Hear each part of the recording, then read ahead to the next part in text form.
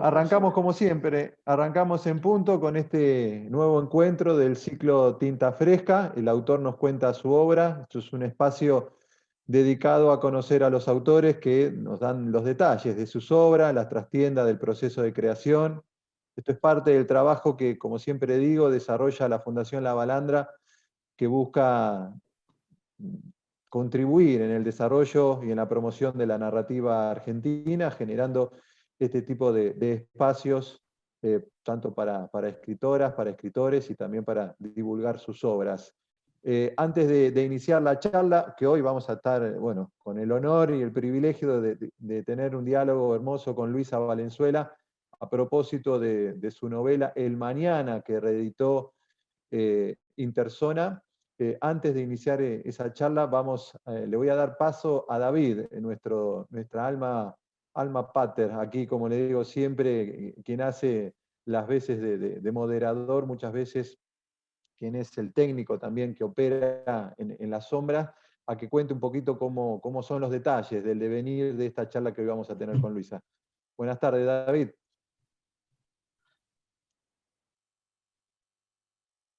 Buenas tardes a todos y todas, bienvenidas y bienvenidos. Gracias, Gastón. Bueno, yo lo que vamos a comenzar pidiéndoles que quien no tenga su nombre de usuario correcto, lo cambie. Yo luego voy a dejar un link donde hay un tutorial, o en todo caso, si les resulta muy complicado renombrarse, pueden pedírmelo a mí en el chat y yo los renombro. Bien, vamos a comenzar escuchando la charla entre Gastón y Luisa. Vamos a mantener los micrófonos apagados. Luego, cuando nos indique Gastón, vamos a poder participar activamente de la charla y van a poder activar sus micrófonos. Lo que sí les sugerimos es que dejen sus preguntas en el chat, así nosotros podemos coordinar luego para preguntarle a Luisa, hacer las preguntas a Luisa. Por otra parte, voy a aprovechar para recordarle nuestras vías de contacto, que son las que tienen aquí a mi costado, que es Instagram, @fundacionlb, que es igual para Twitter. También por Facebook nos pueden contactar por @lavalandra, y en YouTube nos encuentran en Fundación La Balandra, y por supuesto los clásicos medios que son el mail, que es info@fundacionlavalandra.org.ar, y www.fundacionlavalandra.org.ar. Yo ahora les voy a compartir además los próximos eventos organizados por la Fundación. Bien, está el taller de lectura de Ricardo Piglia y Nombre Falso, que es un abanico de lecturas para indagar en la obra del autor argentino a partir de su novel Nombre Falso. Esto ocurre los viernes 9, 16, 23 y 30 de julio, y viernes 6 y 13 de agosto, a las 19 horas, hora de Argentina, por Zoom. Este evento está moderado por Hernán Carbonell. Es una actividad gratuita y abierta al público con inscripción previa. Una aclaración, ¿sí? Actualmente los cupos están completos. Sin embargo, si ustedes tienen mucho interés por participar de estos encuentros, les pedimos que nos escriban, y bueno, así los podemos registrar. Bien, tenemos también el quinto encuentro del ciclo de debates, El oficio de escribir. Reflexionamos en torno a los desafíos de la relación literatura y traducción. En este encuentro participan Perla Suez y Oliverio Coelho. Es el sábado 24 de julio a las 18 horas, Argentina, también mediante Zoom, y también lo coordina, al igual que este encuentro, Gastón Fiorda. Es una actividad gratuita y abierta al público con inscripción previa. ¿Sí? Luego les dejo yo el link al formulario en el chat. Seguimos con las clínicas de narrativa de julio, que son para leer y analizar textos de las y los participantes, con el objetivo de que al finalizar los encuentros se lleven una idea de cómo mejorarlos, pero también de cómo enfrentarse a un proceso de corrección en soledad. Las fechas, la primera quincena, yo les voy a pegar las fechas correctas porque no tengo las fechas correctas ahora, es en horario de 18 a 20 horas. Son encuentros virtuales vía Zoom. Estas actividades aranceladas y con inscripción previa, pero es gratuita para socios y socias de la Fundación La Balandra como parte de los beneficios que ofrecemos. Finalmente les invitamos, si ustedes acaban de publicar una novela o un libro de cuentos o crónica y desean promocionarlos, a que visiten la sala Julio Cortázar, ¿sí? Les ofrecemos nuestra sala de Zoom para que puedan dialogar y debatir la obra con sus seguidores y llegar a una audiencia más amplia. También les voy a dejar el link con la información, y sin más que decir, nada, volvemos con Gastón. Bárbaro. Gracias, David. Bueno, ahora sí nos metemos con la obra El Mañana de Luisa Valenzuela, que nació en Buenos Aires. Leo algo muy cortito de su biografía, una trayectoria enorme y prestigiosa.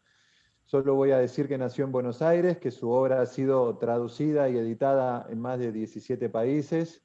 Tiene más de 30 títulos publicados, entre novelas, volúmenes de cuentos y de microrrelatos y ensayos, y ha desarrollado una vasta tarea literaria dictando cursos, talleres, seminarios, conferencias. Ha recibido distinciones de diversa índole, entre las que se destacan el Gran Premio de Honor de la SADE, la Sociedad Argentina de Escritores, el doctorado honoris causa de la Universidad de Illinois, de la Universidad Nacional de San Martín, la medalla Machado de Asís de la Academia Brasilera de Letras, el premio Esteban Echeverría de la Asociación Gente de Letras, el premio León de Greiff al mérito literario y el Gran Premio Carlos Fuente, entre tantísimos otros premios y distinciones. Y es miembro de la Academia Norteamericana de Artes y Ciencia y fue declarada Personalidad Distinguida de las Letras y Ciudadana Ilustre de la Ciudad de Buenos Aires. ¿Qué me pareció El Mañana? Como para que tuve la oportunidad. Y otra cosa, lo importante, lo tengo acá, junto con la carta de navegación. Otra de las cosas interesantes y buenas que ocurren en estos encuentros, para la gente que participa, es que después vamos a sortear un ejemplar de El Mañana y de carta de navegación, porque la literatura tiene eso, los libros tienen que circular, leerse, consumirse y compartir. La novela, a mi entender, es una obra absoluta, es una idea por ahí un poco enorme, no me gustan los términos universalistas como la idea de lo absoluto, pero me dio esa idea tuve cuando terminé de leer El Mañana. Es un libro que además nos interpela, nos obliga a esclarecer algunos enigmas acerca de quiénes somos, quiénes son los otros que nos rodean, cómo interactuamos con esos otros que nos rodean, y lo hacemos a través del lenguaje, que puede ser gestual, o por medio de las palabras, que estamos atravesados por conflictos que ocurren en el tiempo, en el ahora, en el pasado, o en el futuro, en el mañana, en este entramado de relaciones sociales que implica vivir, ¿no? Y que de alguna manera nos van forjando, casi de alguna manera, distintas identidades, como las que atraviesa Elisa a lo largo de toda la obra, que por momentos es Elisa, por momentos es Melisa, Juana Zurduy. Esta es una reflexión inicial que tengo sobre esta novela del Mañana, que ya digo, para mí es avasallante, es absoluta, porque habla del miedo, habla de los sueños, habla del lenguaje, habla de Dios, de las creencias, habla de todo. Luisa, ¿cómo pudiste escribir una novela que hable de todo? ¿Qué tal? Y gracias por estar acá, Luisa. Tenés el micrófono apagado, Luisa. Tenés el micrófono apagado, Luisa.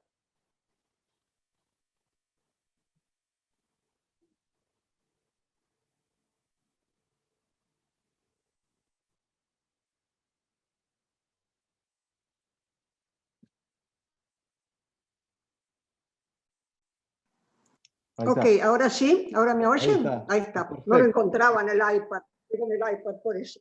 Perdón. Bueno, mil gracias Gastón, tus generosísimas palabras me conmueven, por eso no podía ni prender el micrófono. Y gracias a la Fundación La Balandra, a todos ustedes, y me cuesta mucho. La palabra oral me cuesta mucho, yo pienso escribiendo, yo me encuentro, sé aquello que no quiero decir que se dice a través de mí escribiendo, hablando soy medio torpe. Y no te cuento encendiendo micrófonos. Bueno, ¿cómo hiciste para escribir una obra que habla de todo? Digo, no Bueno, eso te hay agradezco. paradigma que no tocaste, Luisa, en esta obra. Es una obra de mucha reflexión, es cierto. Me llevó 7 años. 7 años donde hice un montón de otras cosas, pero esto siempre estaba como en la parte de cocinándose detrás de mi cabeza, pero me costaba mucho retomarlo. Entonces posiblemente lo iba retomando desde diversos ángulos, buscando de la manera de decir. Yo creo que la búsqueda profunda de esa novela es lenguaje, sin duda. Y el lenguaje en la mujer y en el hombre, si hay una distinción, si tenemos un acercamiento distinto a las mismas palabras, a los mismos vocablos. Yo creo que sí, que hay otra intención, que hay una carga eléctrica diversa. Pero eso era una novela de exploración, como suelen ser mis novelas. Yo no sé a dónde van, yo no sé a dónde quiero llegar, no quiero llegar a ninguna parte, quiero descubrir a dónde llego, el caminante no hay camino, etcétera, se ha dicho mucho. Entonces, en esa exploración, yo iba avanzando, me interrumpía, tenía un viaje, tenía que dar conferencias, escribí otros libros, dicté cursos, hice toda mi vida como suelo hacer, soy multitasking a pesar mío.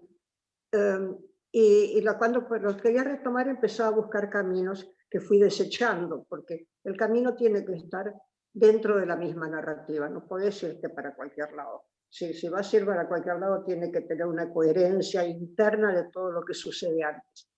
De ahí la carta de navegación, de ahí todo lo que se fue descartando, pero que tiene un sentido. Y entonces son las indagaciones, ¿no? Era un camino, es una novela de conjeturas, es un thriller, yo creo que es un thriller del lenguaje. Existe, ¿qué descubrieron estas mujeres en ese barco que se llama El Mañana? Fue una extraña navegación en ese barco que se abandona de entrada, que nos echan de entrada las escritoras, pero que sigue navegando en la pregunta.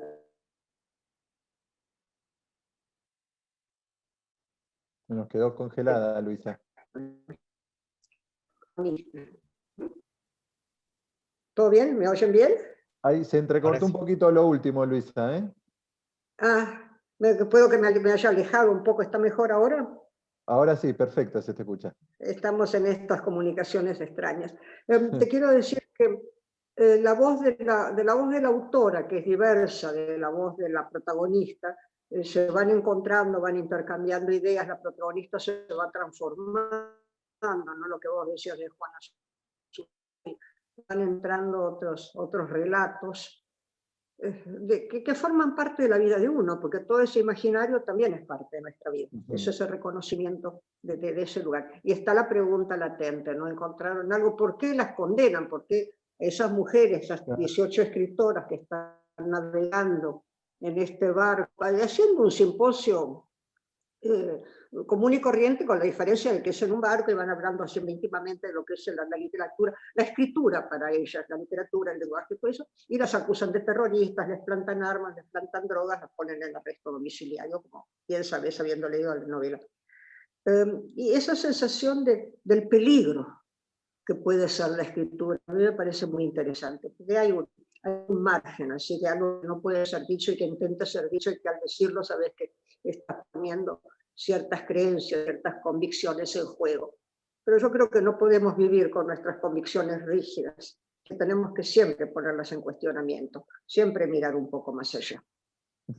Es una novela además polifónica, si bien la protagonista, obviamente como toda protagonista, ocupa el lugar central de la historia, porque incluso los protagonistas como es Esteban, como es Homer o como es Rosalba, cuando hablan ellos en primera persona, generalmente hablan en relación con distintas escenas que van viviendo en torno a la historia de Lisa. Pero ¿cómo manejaste todos esos registros?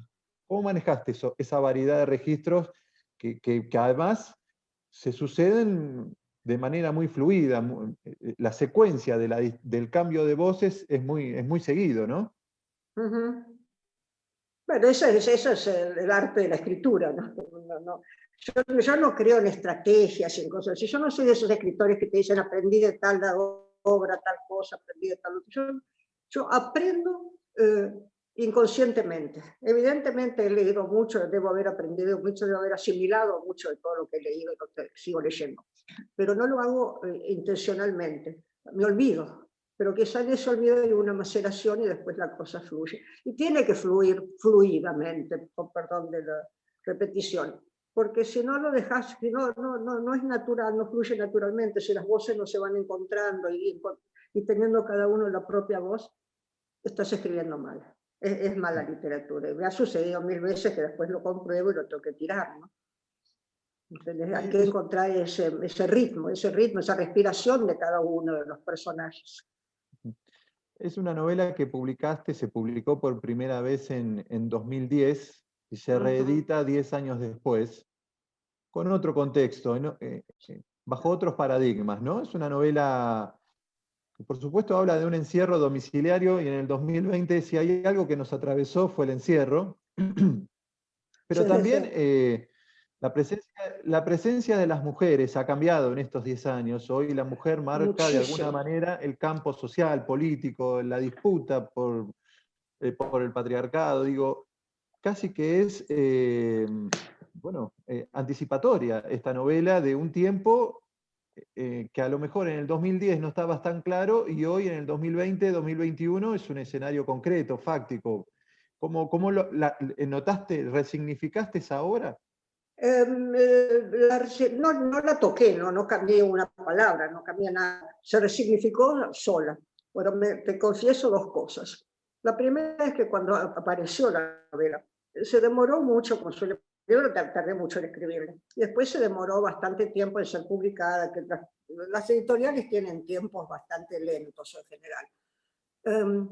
Y cuando salió, yo salía de una meningitis, de una meningoencefalitis.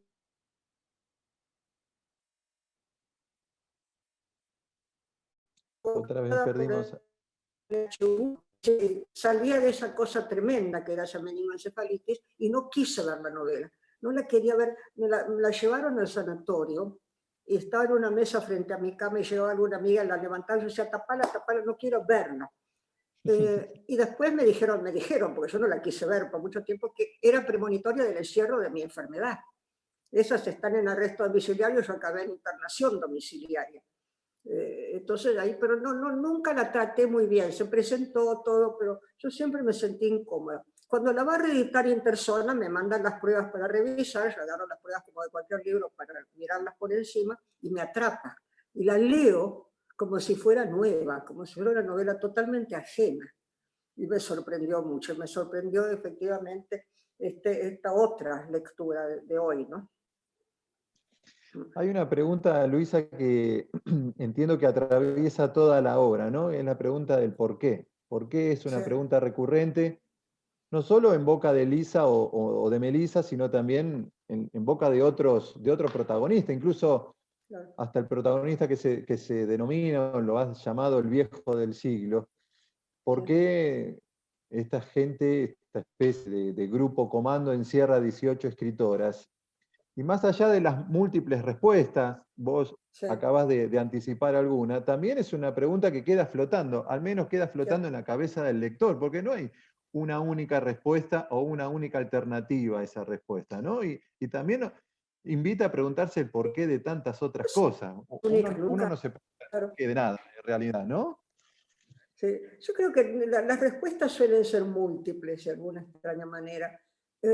Pero la idea, lo que queda latente ahí, que yo lo noto, lo sigo notando, lo seguí notando sobre todo con el gobierno anterior, es el miedo a la intelectualidad, a la inteligencia, digamos, al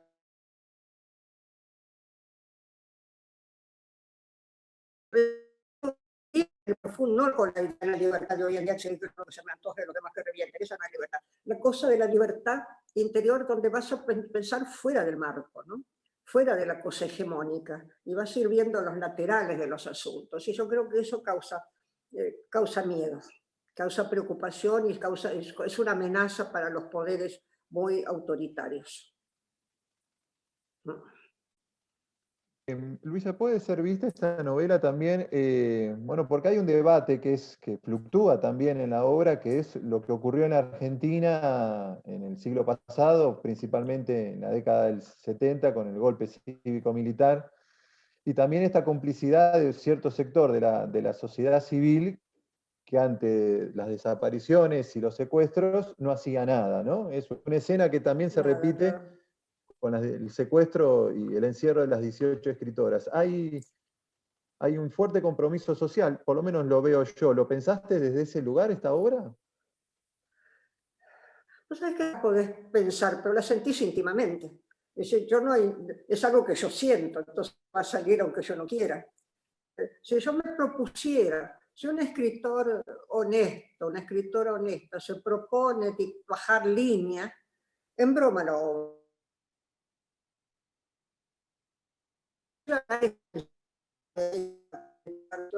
pero como yo siento profundamente, eso va a aflorar de todos modos.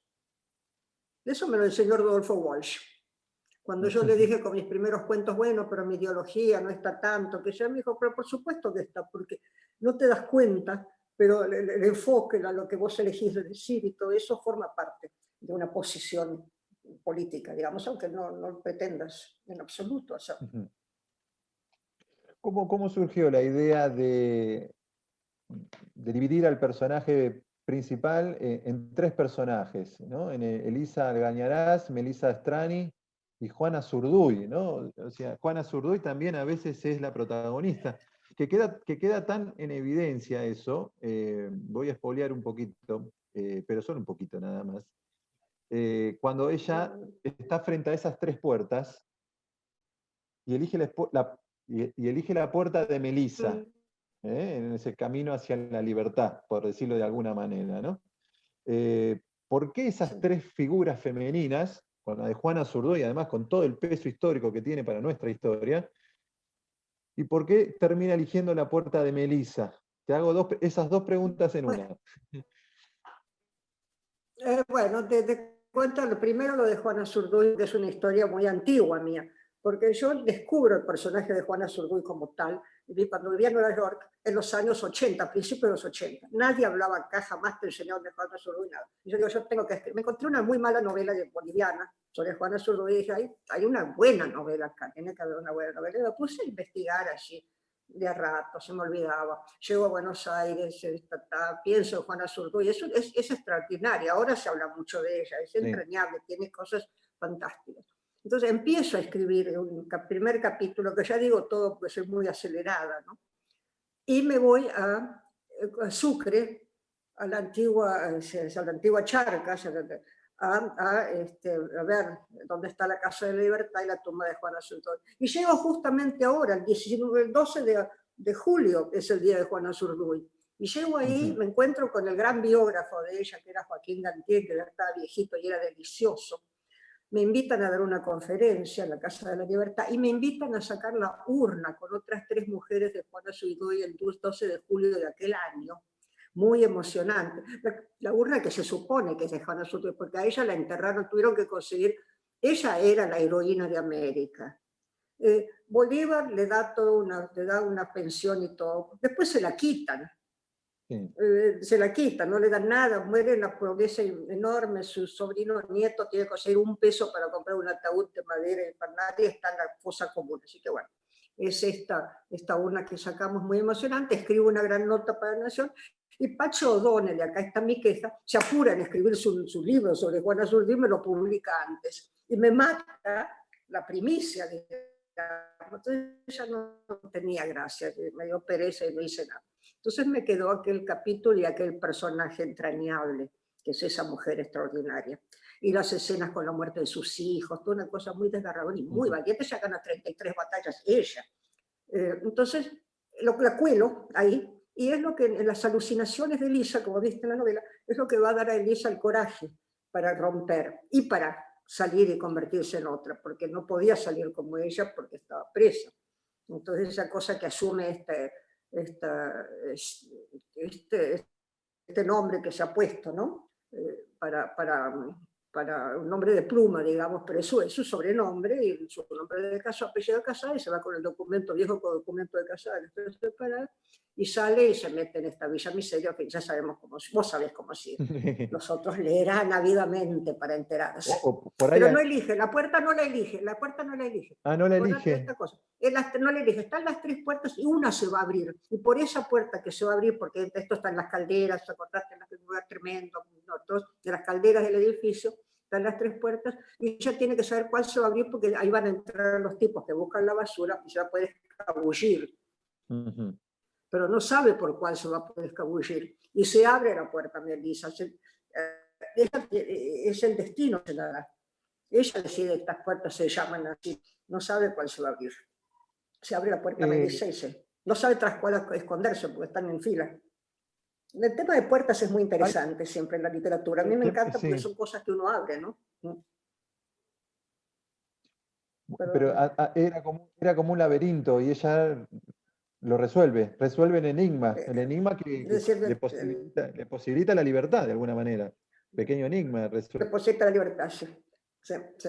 Hay ahí una fascinación, o por lo menos yo digo desde el lado del lector, ¿no? Del lector del mañana, hay una fascinación por el uso del lenguaje que haces, con una libertad absoluta escribís, envidiable, por supuesto, y obviamente habla de la calidad de escritora y de narradora que sos, porque permitís que convivan realidades que a lo mejor, si uno las piensa de la lógica, no podrían ser compatibles, no podrían... Y acá resultan realidades paralelas, pero que conviven, que ocurren en el mismo momento, que incluso pueden alternarse situaciones que se dieron desde la época de Juana Zurduy con un presente concreto.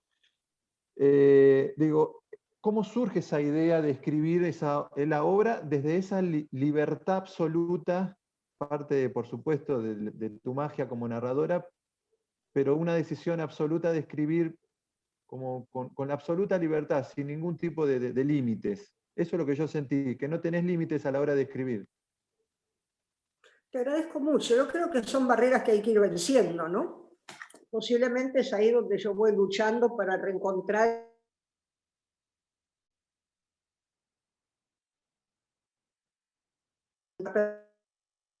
uno dice, bueno, tiene que parir, tiene que pasar.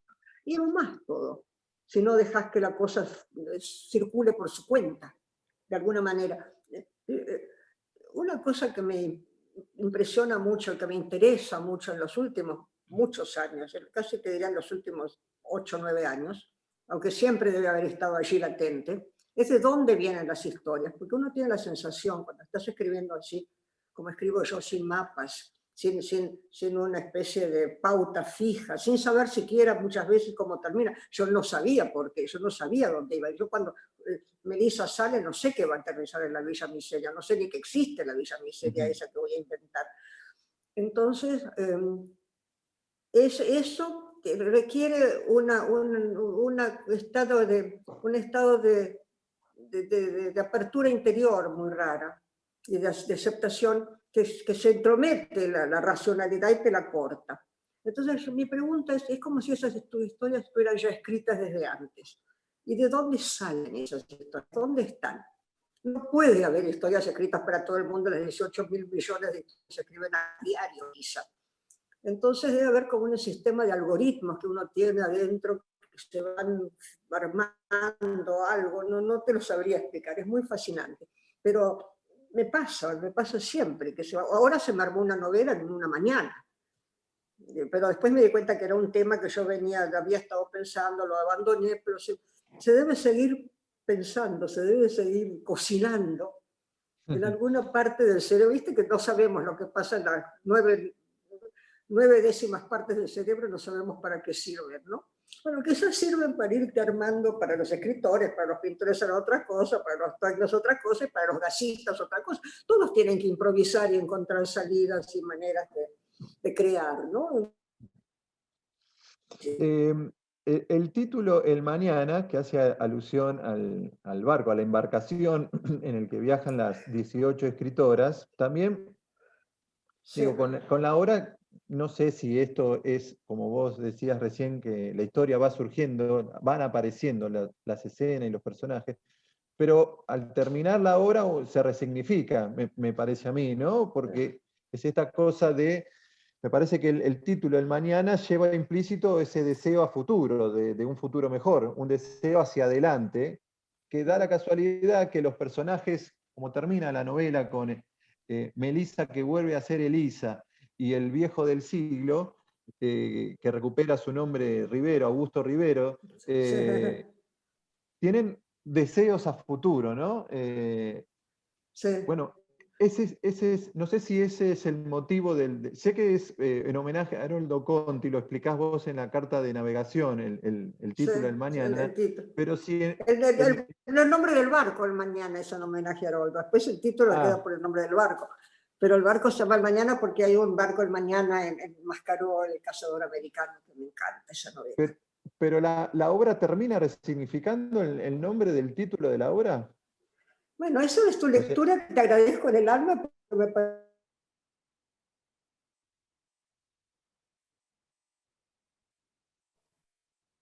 Ahí se cortó Luisa, ¿eh? Maravilla de la literatura, ¿te das cuenta? Ay, qué desgracia. Ahí te escuchábamos bien, ¿eh? Ahí te escuchábamos bien. Bueno, digo, te agradezco. Esa es la maravilla de la literatura, que de golpe uno hace estas cosas intuitivamente, ahí surgen, y no las pensaste y no las ves, hasta que viene alguien desde fuera como vos, Gastón, y te las muestra. Me parece, es extraordinario eso. Y hay lecturas brillantes. Salió ahora este librito mío de los cuentos de Hades. Yo escribí unos cuentos de Hades, que es una relectura de los cuentos de hadas, que salió en el 93 en un libro de cuentos general. Entonces me hicieron esto y puse varios ensayos de distinta gente que trabajaron en el tema, que me explican a mí cosas que yo he puesto ahí, que me parece extraordinario.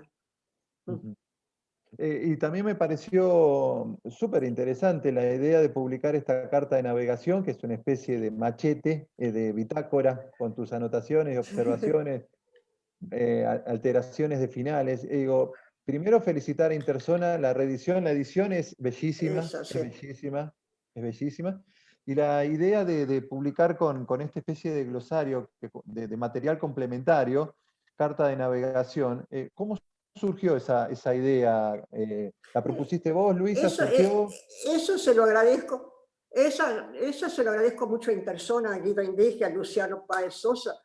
Luciano se decidió que había que hacer esto. Yo le mostré, le digo, mira, tengo este material, qué sé yo, qué hacemos, y dijo, no, hagámoslo. Y él quería hacer un librito, de verdad, más adelante dije, no, es un folleto, no lo hagas como librito. Pero hicieron un folleto monísimo, monísimo, Sí, sí. y fui redescubriendo cosas que yo me había olvidado que tenía. Entonces empecé a hurgar, viste, el vientre de la computadora, y empezaron a seguir esos finales. No tenía yo final, no lo encontraba, es que escribía uno y no me servía, porque todo tiene que venir de adentro, desde el principio. No podés inventarle otra cosa. Vos te das cuenta cuando estás leyendo un libro y después se va para otro lado, porque no cuaja con el alma de lo que viene desde antes. Y a mí me surge en el medio, las 3/4 partes, este personaje, ese Nero Rivero, que no, Rivero no se llama, Saldívar. Saldívar, Saldívar. el que le compite a Rivero. El compadrito ese. El compadrito de la villa. Aparte me encanta el nombre de la villa. Saldívar. Yo lo adoré a Saldívar. Es un yo le va pésimo, es un héroe pésimo, le va pésimo, pero el tipo te la cuenta divino. Bueno, y Saldívar salió de la nada, no estaba dentro de ese plantel que se fue armando de la gente en Villa Indemnización, y de golpe aparece Saldívar y transforma todo. Y él descubre un poco el porqué, cómo fue el entramado, digamos, cómo fue el entramado del asunto. Así que yo lo adoré a Saldívar. Las revelaciones que hace Saldívar, además de jugarse el pellejo, y después el premio se lo lleva el viejo del siglo, no se lo lleva a Saldívar, pobre Saldívar. Bueno, el premio ya estaba dado, en ese momento. Es como decís vos, o sea, ahí avanza un montón. Él recolecta una información que para Elisa es crucial. Digo, es revelador lo de Saldívar, un personaje que es secundario en muchos sentidos, pero que termina siendo el personaje revelador de la historia, por lo menos del desenlace, ¿no? Sí. Y me pasó otra cosa muy linda para mí, que es este Homer, el novio, digamos. Fue un personaje muy entrañable. Yo no tenía hombres tan queribles en mis otras novelas. Ahí también desaparecí, ponés cara de que no me oyen. No, sí, te escucho perfecto. Bueno, sí. entonces sí, me emocionó también situación de este Homer que cobra una cosa muy afectuosa, ¿no? Es un ser afectuoso. Que también tiene que ver por ahí con la cosa de la influencia Conti en ese sentido, porque los personajes de Conti son muy tiernos, los hombres son tiernos, no por eso blandos, pero emocionalmente en contacto con sus emociones. Bueno, Esteban, que es otro de los personajes, también Pero tiene Esteban es un pillo, es amoroso, pero es un pillo, ¿no? Es amoroso. Es un piola. A Rosalba, sí, es un piola bárbaro, pero a Rosalba la quiere, de hecho, después se lo demuestra, ¿no? El viejo del siglo es un hombre bueno, es un hombre noble. Sí, todos son hombres buenos en el fondo, sí, tenés razón, tenés razón. Los chicos que surgen ahí, que la ayudan a Elisa, son dos amores ahí que le dan, Sí. casi que la rescatan. Sí.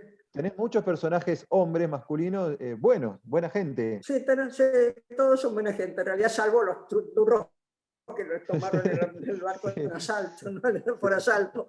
Eso Sí, no, los hombres de negro no. Te hago la última, Pero ya lo habilito raro a la... déjame decir una cosa que Sí, se me ocurrió en este sí, momento. sí. No que se me ocurrió siempre, lo recordé. Yo siempre sentía que iba empujando esa novela hacia un futuro, una cosa distópica, porque no estaba pasando eso en el momento que yo la escribía, con los años entre el 15, el 5, 6, 7, 8, 9, 10, los años 2010, digamos del 2003 al 2009. Y después pasó. Después empezaron a meter gente arbitrariamente presa y condenar sin condena y hacer todas estas cosas, ¿no? Así que de alguna manera se volvió profético. Te hago la última, como te decía, y ya habilito a la gente a que también te hagan las consultas que les parezca. Como decíamos, es una obra que se resignifica a partir de nuestra realidad. Y básicamente por el rol, el rol que desempeña la mujer hoy en la sociedad, en la También, disputa. claro. ¿Cuál es tu vínculo con el feminismo? No por esta obra, Bueno, digo en general. no, toda mi vida, yo nací feminista, es decir que no quiero que me pongan esa etiqueta en la escritura porque sería una especie de constricción. No, escribo lo que escribo y es feminista porque es la mirada de la mujer, defiendo el lenguaje de la mujer, la posición de la mujer. He estado mucho con las feministas norteamericanas, es decir, en ese sentido, pro aborto, pro todas estas cosas. Yo creo mucho de nuevo en esta historia de que la posición de la mujer en el lenguaje es la equivalencia de la mujer y el hombre. Yo no pretendo que sean iguales, no me interesa ser igual, me interesa ser equivalente, tener las mismas armas, las mismas armas de defensa en la vida, no te digo armas Claro. belicosas. Y el mismo reconocimiento, cosa que todavía no tenemos, ni siquiera los mismos salarios tenemos. Pero eso sí, lo hemos luchado toda la vida, mis amigas y yo, y toda la gente que conozco a mi alrededor, digamos así. Pero eso lo vengo sintiendo de muy joven. Además soy hija de una escritora que también tenía mucho ese concepto, ¿no? Bueno, David, abrimos el juego a la gente, a la participación de las personas que están aquí. Me decís vos si hay alguna pregunta ya Sí, por el hay chat. preguntas. Bueno. Florencia Romanello, ¿querés hacérsela vos misma la pregunta? Hola, ¿qué tal? Muchísimas gracias por permitir el uso directo de la voz, me sorprendieron. Primero agradecerle muchísimo a la Balandra por este espacio, en esta situación de encierro en la que estamos todos, y a Luisa Valenzuela, los años de escritura que nos acompañan siempre cuando la leemos. Entonces, gracias. Una compañera siempre. Yo lo que quería preguntarle era, ¿qué escritoras actuales vio como que en esta época las voces femeninas han tenido mucha más presencia y espacio en lo que es el mundo del espacio, digamos, de las escritoras y de las escritoras? ¿Qué escrituras actuales a usted le resultan atractivas desde el punto de vista de esta nueva narrativa femenina? Gracias, Florencia, gracias por la pregunta, por todo. Yo creo que todas estas escritoras de las cuales se habla mucho ahora, Samantha Schweblin, Mariana Enríquez, todas estas escritoras buenísimas, espero que María Moreno esté mejor de salud, son estupendas. Son estupendas y me parece que es muy importante ahora el nuevo enfoque sobre lo que es la literatura de la mujer, porque hubo un momento en que se ensalzó la literatura de la mujer en los años 80, 90, y era esta escritura, estas mujeres que hacían novelas, eso es lo que me dio miedo un poco con mi novela de Juana Zurduy, novelas pseudohistóricas, pero blandas, era un feminismo impuesto, siguiendo mucho los esquemas paternalistas. En cambio ahora son estas mujeres aguerridas que dicen su voz como sea. Me parece interesantísimo. Estamos en un momento muy, muy especial de la literatura femenina, acá y en otras partes de América Latina. Así que yo creo cualquiera de estas que agarre, pero no tenemos que olvidar las de antes, no tenemos que olvidar la Elvira Orfea, Sara Gallardo, grandes escritoras así. En los años, sería 69, 68, 69, o antes, 67, el Paidós estaba sacando una colección que se llama En Buenos Aires, y me pidieron que hiciera las escritoras en Buenos Aires. Y yo junté, después no se hizo porque Paidós cambió de línea, vino Onganía, yo creo que vino en ese momento y cambió todo. Junté 35 escritoras importantes en ese momento, así que hubo siempre en este país buenas escritoras, así que no las tuvimos tan registradas y tan reconocidas como ahora. Pero son estupendas, sí. David, Okay. ¿quién sigue, David? Bien, continuamos con Alicia Valigan, si quiere. Sí, buenas tardes a todos. Gracias, Luisa, gracias, Gastón.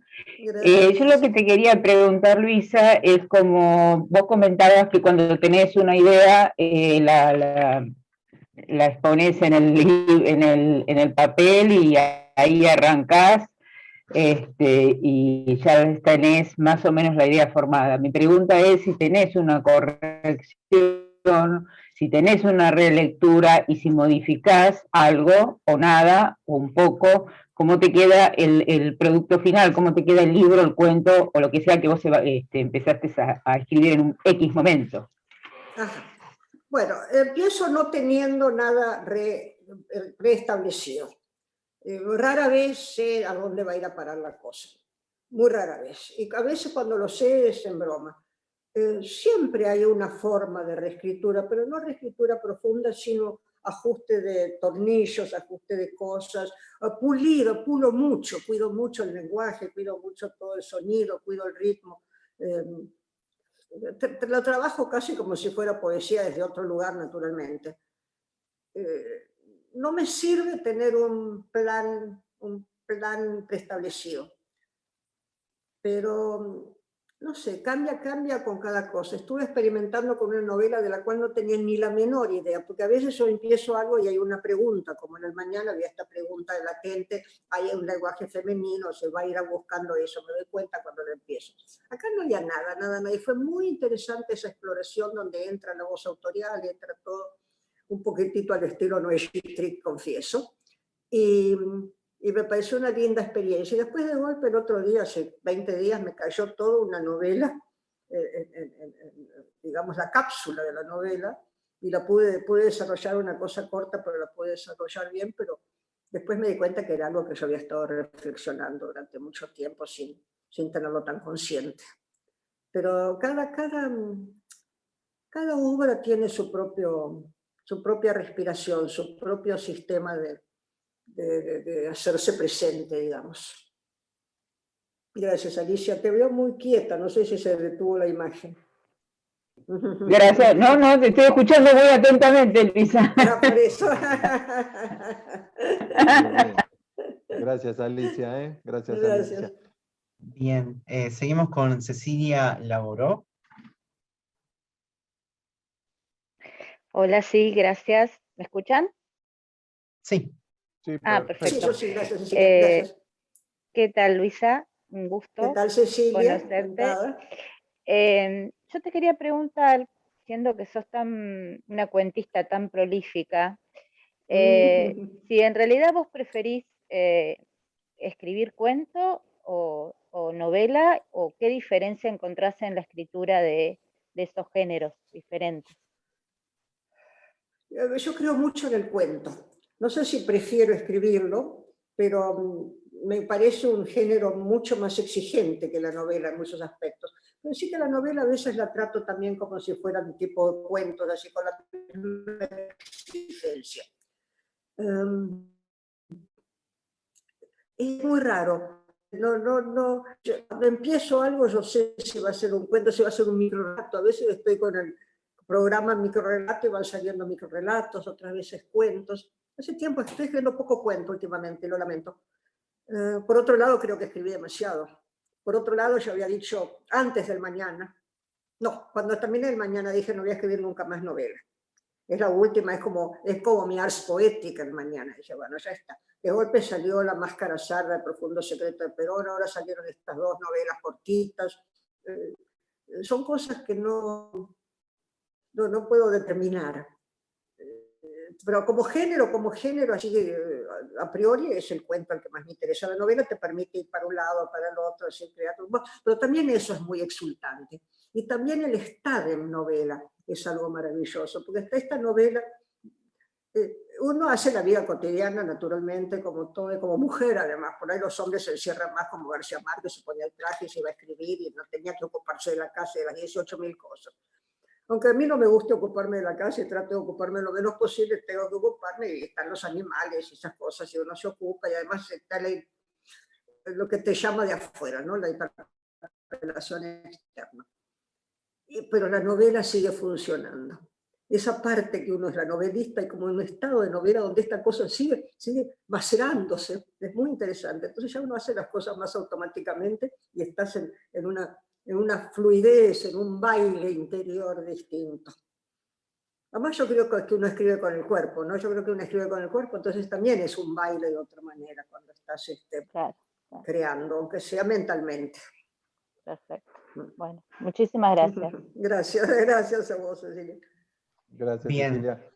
Cecilia. Tenemos a Fer Yuyo, o Suxo. No sé si quiere preguntar él, hacerle la pregunta, o... Fer, ¿estás ahí? Sí, acá estoy. Bien. ¿Qué tal, Luisa? Hola, ¿qué tal? Mi pregunta era respecto de si tenías alguna rutina, es decir, si escribías todos los días, si hay un momento del día en que te es más fácil escribir que en otros, y después si tenés alguna manera de que te surjan los temas, si es a través de una palabra, o de una imagen, o de una reflexión, digamos. Vos lo has dicho, porque es a través de una palabra, una imagen o de una reflexión. A veces surge esa palabra, surge esa frase de una reflexión. En cuanto al día, la hora del día, yo antes de mucho más joven escribía de noche mucho, también porque es más tranquilo. Ahora lo que a mí me encanta es, a la mañana cuando me despierto empiezan a surgir las cosas. En ese estado que todavía no estás del todo despierta, así en esa especie de duerme-vela, pero más despierta que otra cosa, se arman las historias, se arman la cosa, empiezan a surgir frases enteras, es muy interesante, entonces las voy escribiendo. Atesoro ese momento, pero no tengo una rutina, no tengo una rutina en particular. Después, generalmente me voy así como en pijamas y eso a mi escritorio, a mi estudio y escribo. Pero ese momento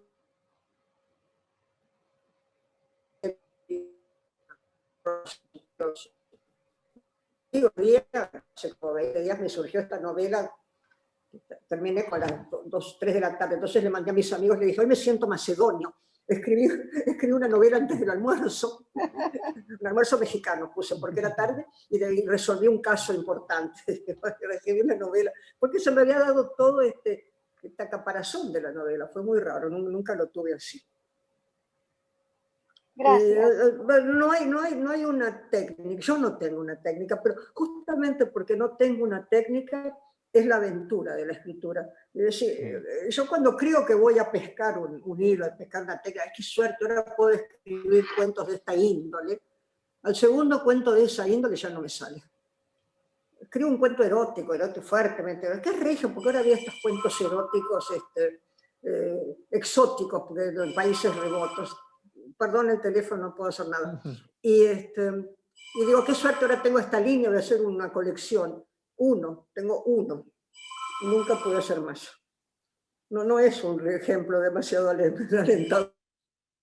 No, por ahí sí, porque sos fiel Gracias. a lo que te va surgiendo, a las ideas que van, o sea, no forzás, no es que te obligás a Escribir ni nada. Yo ahora no pensaba decir, escribir bueno, más. empecé a escribir microrelatos y ahora hasta que va surgiendo, lo que te va apareciendo.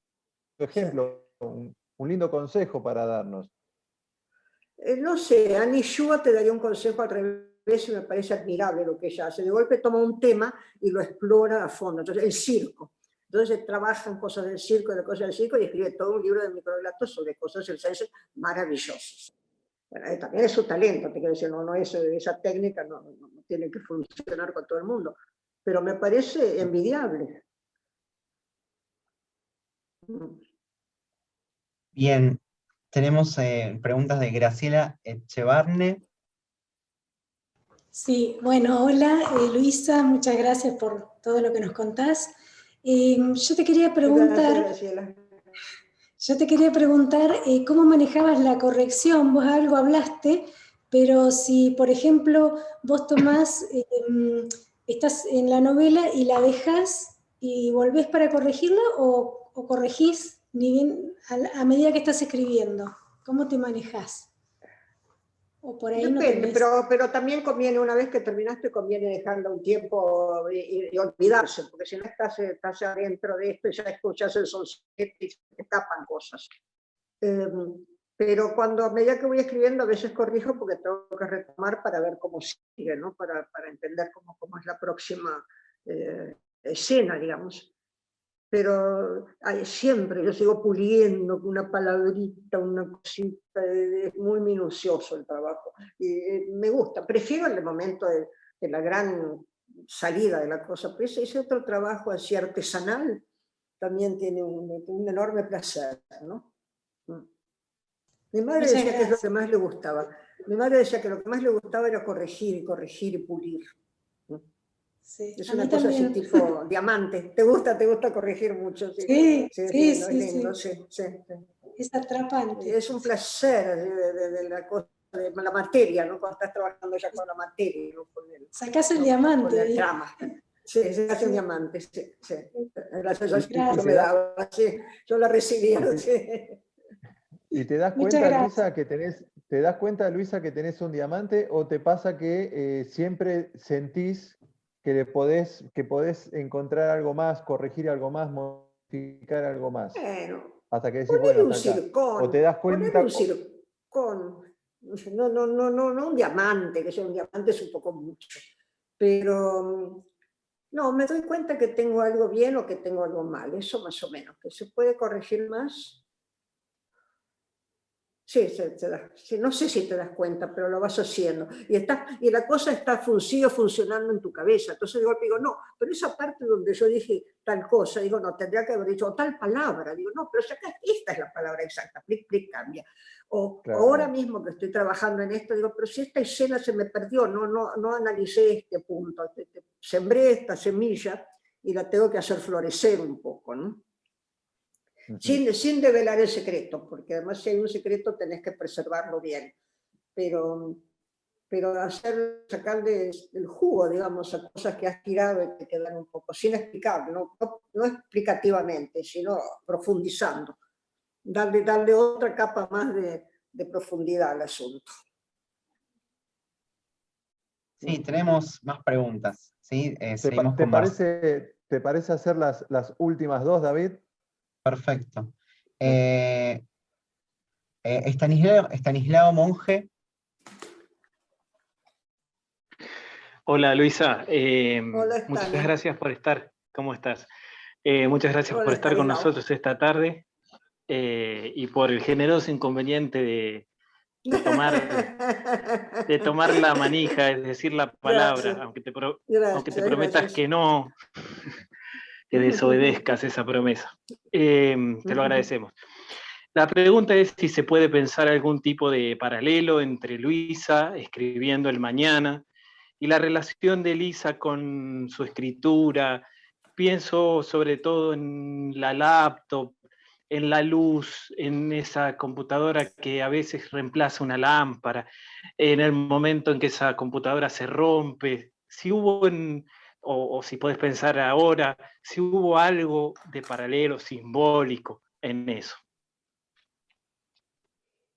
Estoy pensándolo, Estanislao, porque en esos ejemplos que has dado, no. Pero yo creo que uno siempre regala cosas a sus personajes, a todos, no solamente a las mujeres, de su propia experiencia. Pero ni siquiera ese departamento, ¿no? Ni siquiera...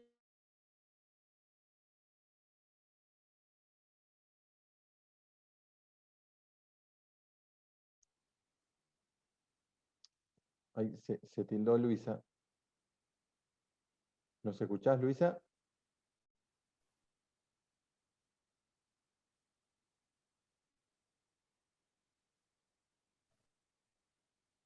Una pena.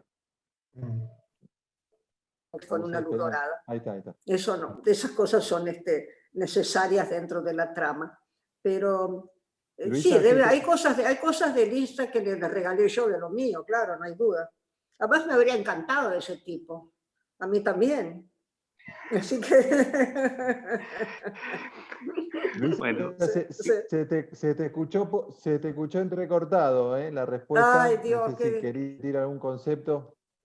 No, decía que uno siempre regala, ¿no? A los personajes parte de lo propio, pero no necesariamente tan puntual la cosa.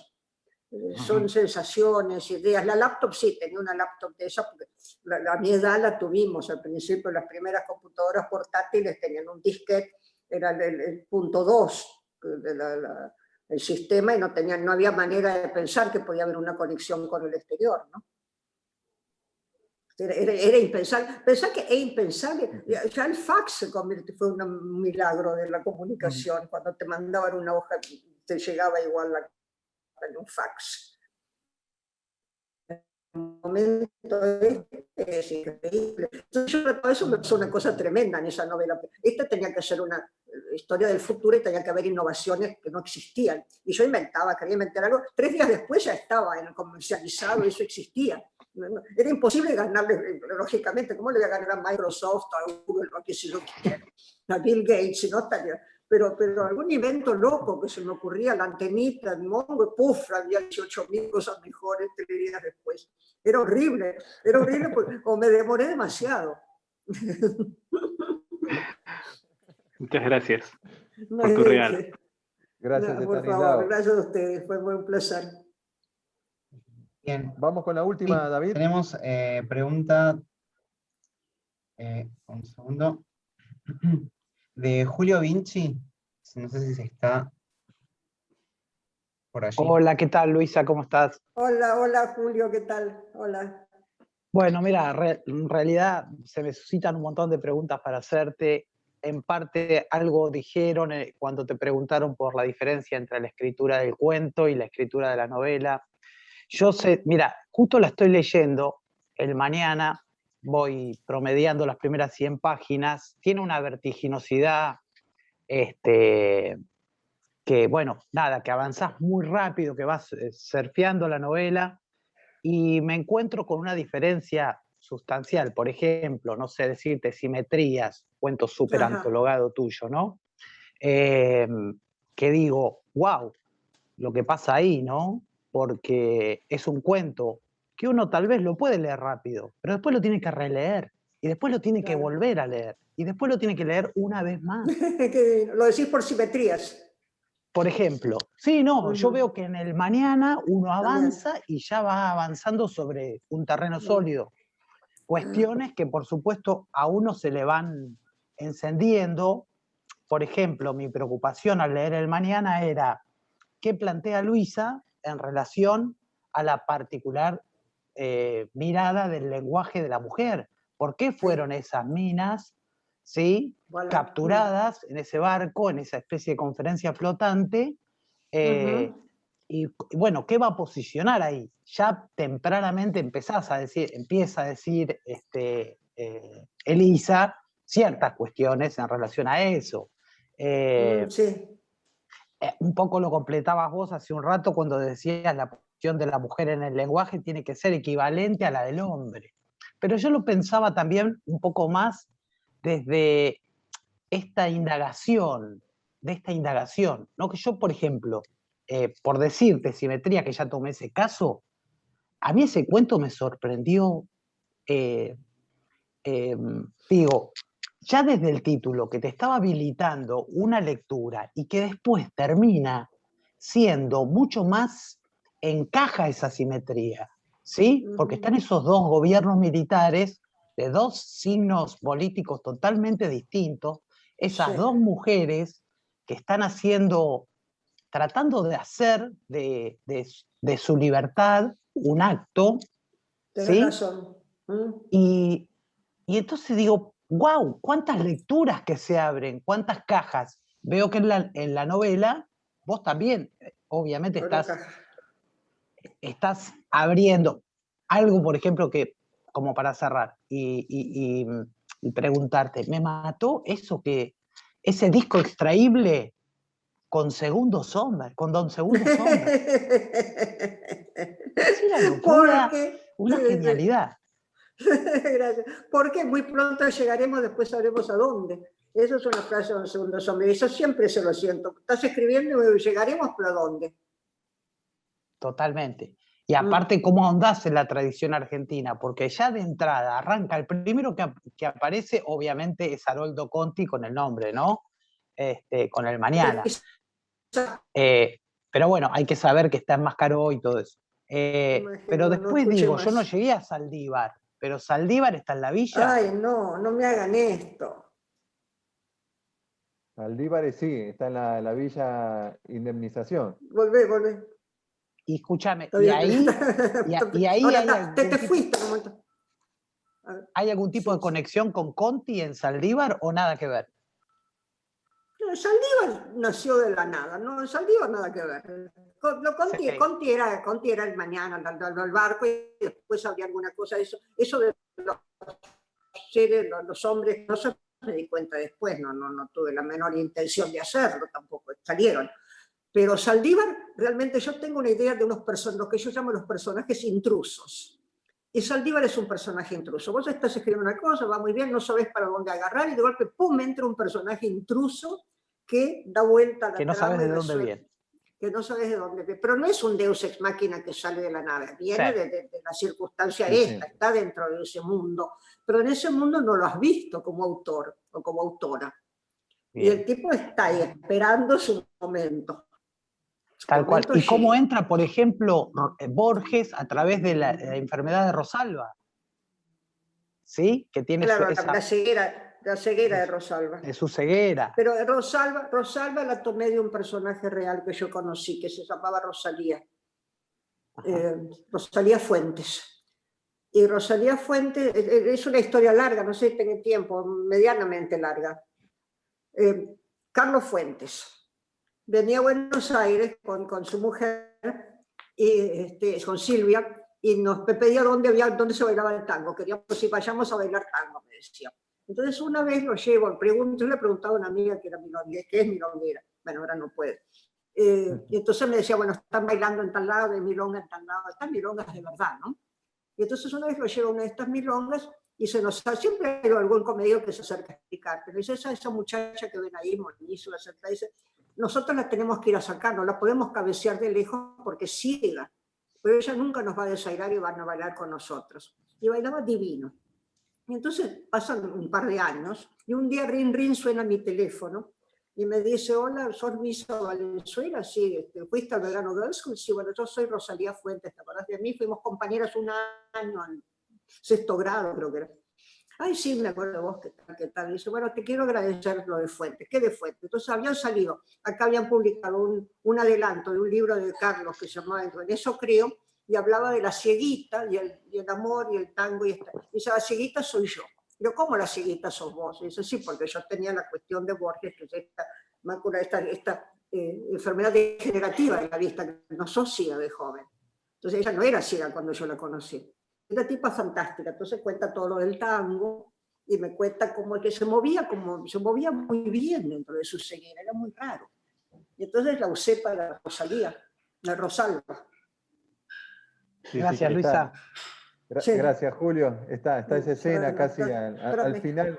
Se lo digo a Julio, a quienes lean, está esta anécdota que cuenta Luisa, está casi al cierre de la novela, ¿no? Esto de esta escena donde dice, no, porque la tenemos que cabecear de cerquita para sacarla a bailar, baila muy bien. Que Esteban se la quería llevar. Sí, claro, porque claro, sí, la milonga. Escuchame una cosa, Gastón, yo les propongo, si quieren, alguno de tus asociados de la Balandra, ¿no? Si quieren mandar preguntas, yo las contesto algún día con tranquilidad por mail. Bueno, ahí si les divierte, si les interesa.